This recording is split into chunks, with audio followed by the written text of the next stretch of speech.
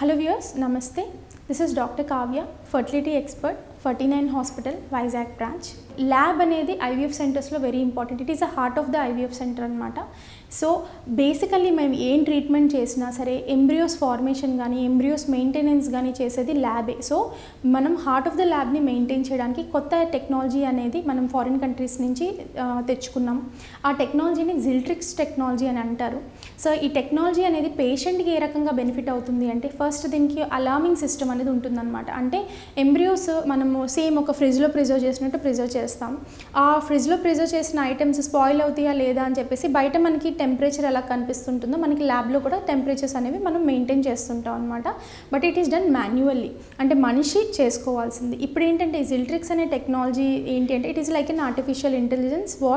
ఈ టెక్నాలజీ అనేది డైరెక్ట్లీ మనకి ప్రాబ్లం ఏమన్నా ఉంటే అలామ్ అనేది లైక్ కాల్ చేయడం అట్లా ఆ విధంగా టు ప్రొటెక్ట్ ద ఎంబ్రియోస్ని ఈ టెక్నాలజీ అనేది మనము ఇంటూ ద ల్యాబ్ తీసుకోవడం అనేది జరిగింది. వీఆర్ వెరీ హ్యాపీ దట్ ఈ జిల్ట్రిక్స్ సిస్టమ్ ద్వారా పేషెంట్కి అడ్వాంటేజెస్ ఏమేమి ఉంటాయంటే వన్, ఊసైడ్ క్వాలిటీ కానీ ఊసైడ్ టెంపరేచర్ మెయింటెనెన్స్ కానీ అలాగే స్పర్మ్ యొక్క టెంపరేచర్ మెయింటెనెన్స్ కానీ ఎంబ్రియో ఒక క్వాలిటీ మెయింటెనెన్స్ కానీ మనము ఇదివరకు చేసిన దానికన్నా కొంచెం అహెడ్ అంటే ఇంకొక స్టెప్ ఎక్కువగానే మనం చేయడం అనేది జరుగుతుంది.